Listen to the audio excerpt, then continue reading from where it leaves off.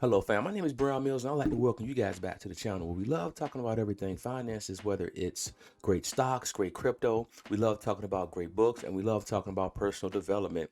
Listen, family, man, I just want to speak very briefly about the Kwame Brown situation. Now, man, listen, I've been actually binge watching a lot of Kwame Brown's, information that he's been putting out on YouTube over the past couple of years. And the guy has been dropping gems. And so, one thing that's about the controversy that he's currently in with Matt Barnes, Steven Jackson, Stephen A. Smith is, it was a blessing that, these things occurred because it has, brought so many people to his channel, right? So many people are now actually starting to go beyond the beef, right, between the folks and start listening to the gems that this guy is talking. And so, there's, people are arguing both sides about who's wrong, who's right. And again, man, I don't want to, pick a side and argue a side about who's right or who's wrong. But what I do know is Kwame Brown, that man is super intelligent, super smart. He gets it. He know what it takes to really to be a man out here in the world, what it takes to succeed. And so I want to talk about, some of the things that Kwame Brown has been talking about for the past couple of years, right? So I just want to drop 5 gems on you, right? And so number one is personal accountability. Now, when you have, when you take personal accountability, you take ownership of the situations that you are involved in when it comes to your life, right? So you take responsibility of those situations, you see them through, and you take responsibility for what happens, whether it's good or bad. And also, when you have personal accountability, you don't blame others for what goes wrong in your life. Instead, you do your best to make it right. And so that's one gem that he always talks about is personal accountability. Now, especially with what's going on in the world, man, we have all these groups out here that's supposed to be a representation of a whole race of people. You know what I mean? So you have, all these groups that claim to represent, black people, but when it gets down to, the core issues, man, we really don't never have discussions about what's really going on, right? And so when we talk about poverty or we talk about crime, right? So the number one cause of all of your crime is poverty, right? And so how do we take steps to drastically reduce that poverty, right? And number two is personal accountability. You know what I'm saying? So there's a vast amount of knowledge out there. There are so many different programs out there. And I remember for the city that I'm in, I actually attended a meeting and it talked about the funding for the city where all the money goes to. And a large chunk of the money, when it comes to how they disperse their funds, there is more money dedicated to the poor areas than anywhere else in the city.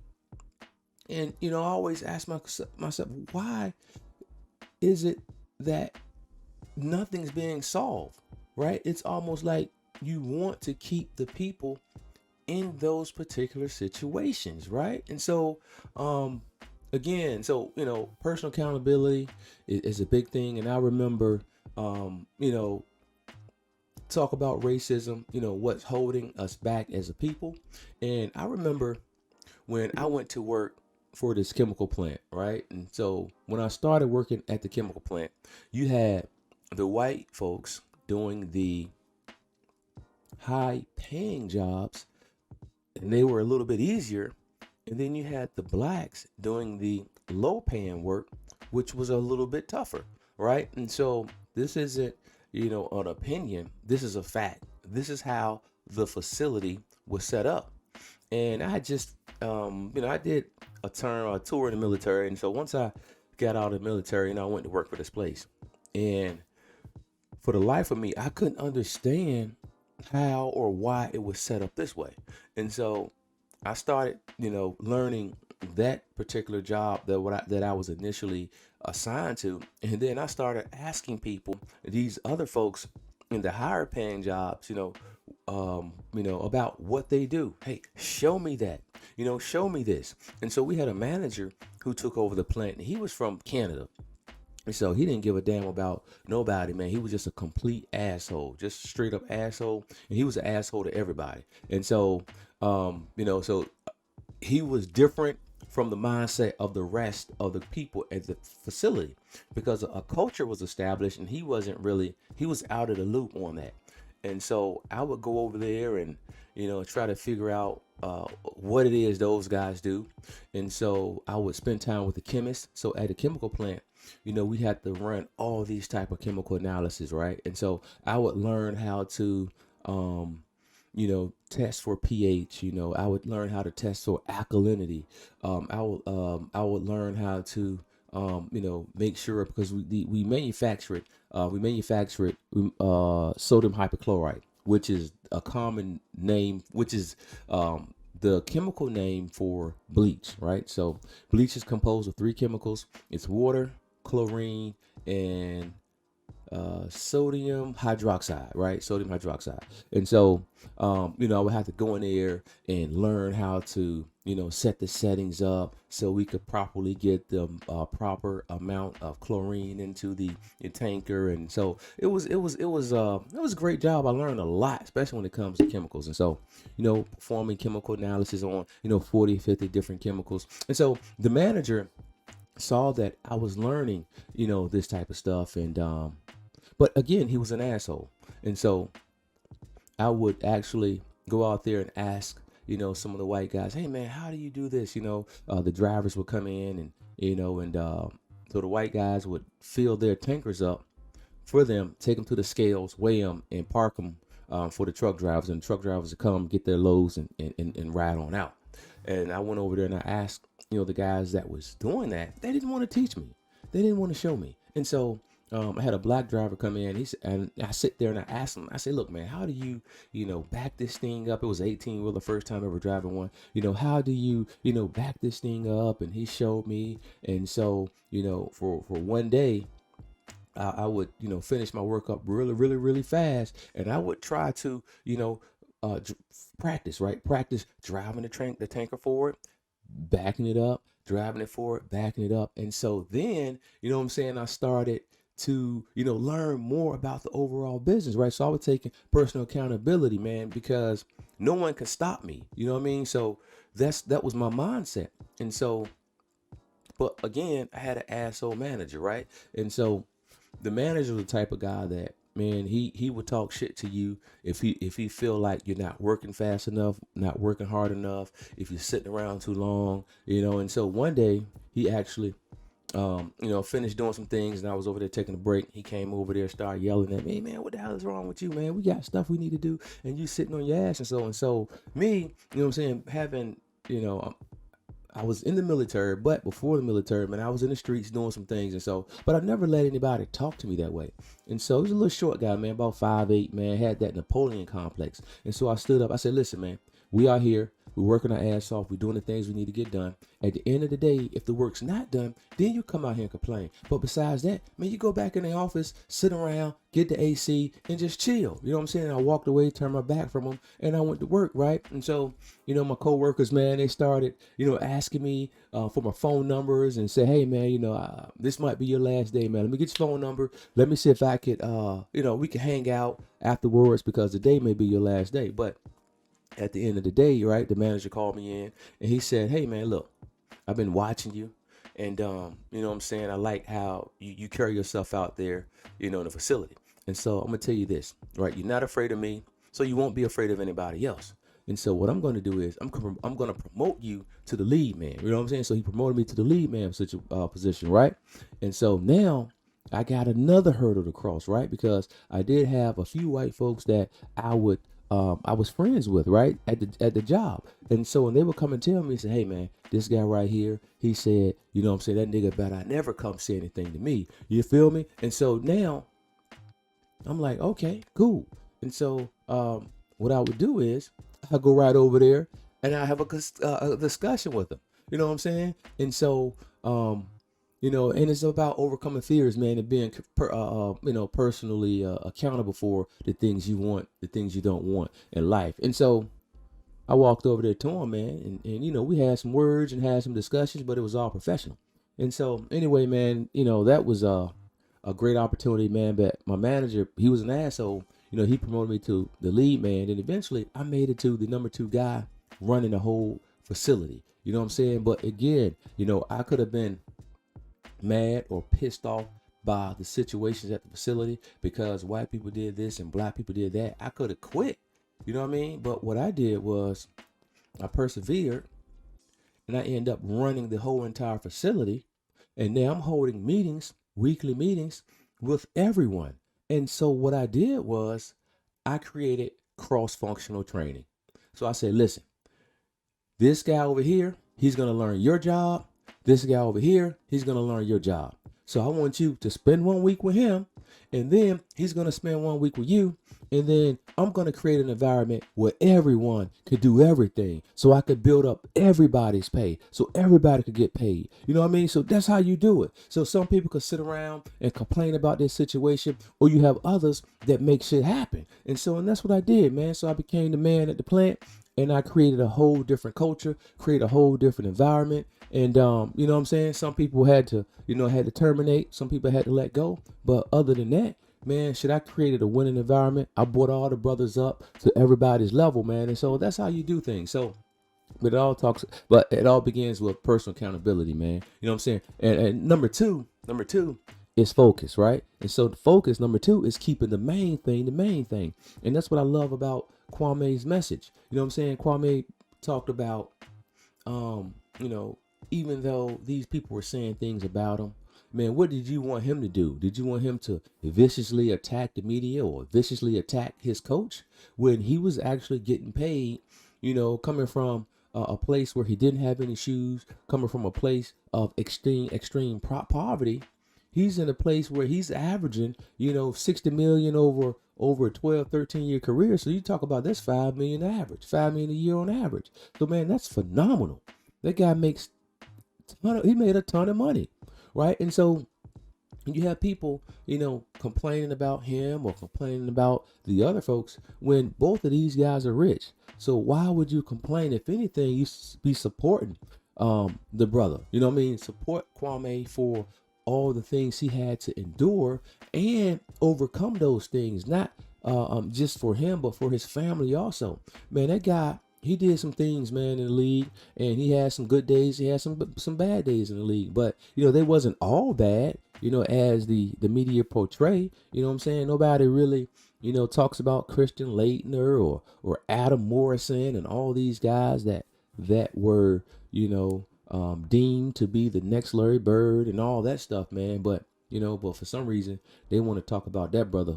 I don't understand it. All right. So again, when you are focused on keeping the main thing, you know what I'm saying? You have an idea of where you want to be. And that's called being a man. You know what I'm saying? When you're a man, you sacrifice and you do the things you need to do in order to succeed. You know what I'm saying? For, through the 50s and 60s and 70s and 80s, you know what I'm saying? A man had to sacrifice.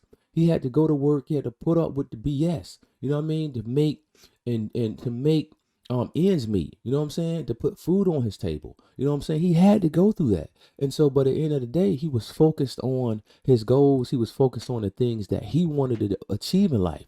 And ultimately, he achieved all the things he wanted to achieve in life.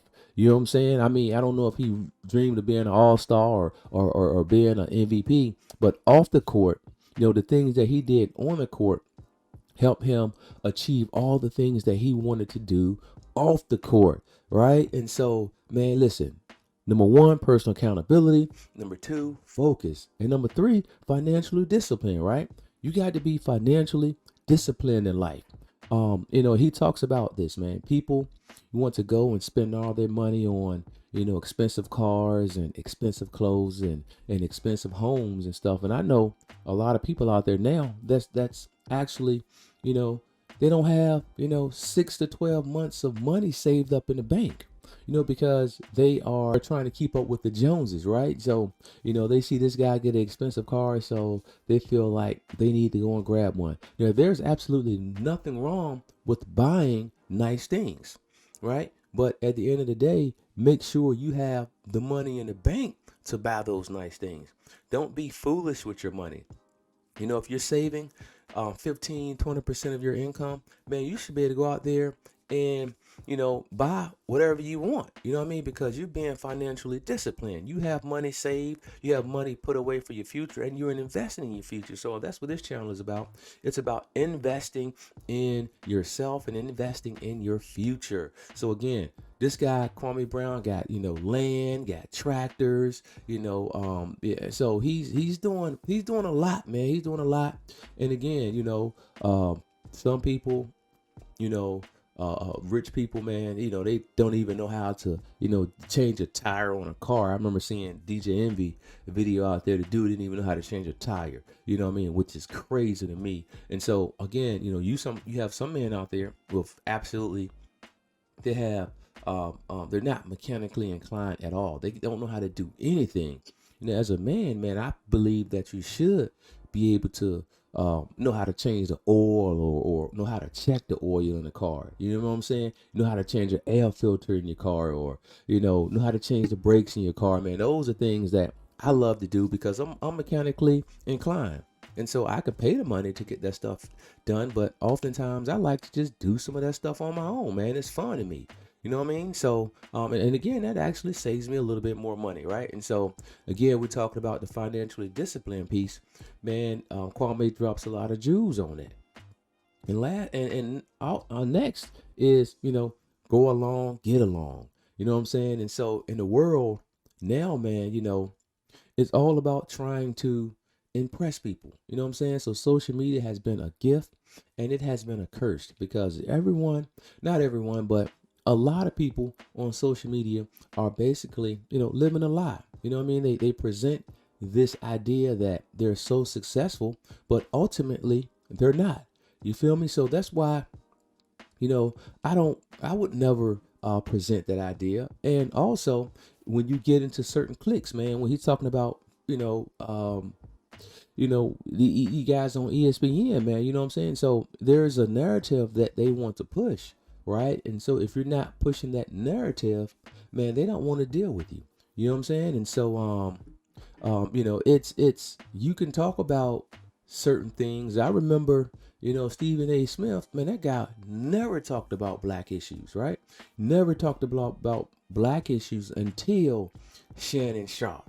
Right now, Shannon Sharp, I respect that brother because, man, he's on TV, man. He's speaking. He's represent. You know what I'm saying? He represent for the black folks, and he's been doing it forever, right? And so there were years where Stephen A. Smith never really would stand up for black people. He would speak about a few things, but man, he never spoke out like Shannon Sharp did. And once Shannon Sharp started speaking out and Shannon Sharp started getting all this love, then Stephen A. Smith started changing his tune a little bit. Now he's on Kaepernick's side and talking about him, you know what I'm saying, not getting a job and he should be in the NFL, and you know what I'm saying? So, but again, Stephen A. was pushing the narrative, right? And again, I have absolutely nothing negative about Stephen A. because I've always enjoyed his segments on ESPN. But again, he's in a clique, and so oftentimes when you get to a certain level, it doesn't matter if you own your own business or you're in corporate America. It's the same way. Oftentimes they don't want you to speak out because when you begin speaking out about things that you see that just aren't right, you get labeled a troublemaker, right? And so now they put you in a shithole position and you never get an opportunity to excel, and you really never get the opportunity to bring your true value to the table because you speak too much truth. And oftentimes when you do speak a lot of truth, man, the truth is bad in the land of lies. All right. So the truth is bad in the land of lies. And so We talked about personal accountability. We talked about focus. We talked about discipline. Then we're talking about the go along, get along. And also, man, 5 is giving back. You know what I'm saying? There is nothing greater than the gift of giving back, right? So giving back to people. And Kwame Brown talks about that, man. He talks a lot about, homes he's built for women that's going through so domestic violence issues or homelessness. And there is absolutely nothing greater than giving back. And so as long as you continue to give back and do what's right, man, great things and blessings will flow your way.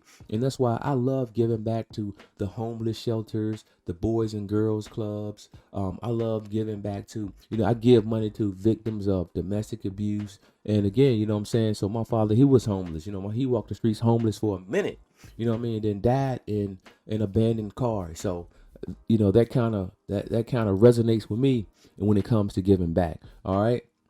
And as long as you make a little bit of money, make sure you give a little bit back, right? So, there's a lot of people, when they do get to accumulating the type of wealth that a Jay-Z or Beyonce have, man, they give back and they do it behind the scenes. And so a lot of people do give, but they do it behind the scenes. And there's absolutely nothing wrong with that. You know what I'm saying? Just give back something. You know what I'm saying? And so,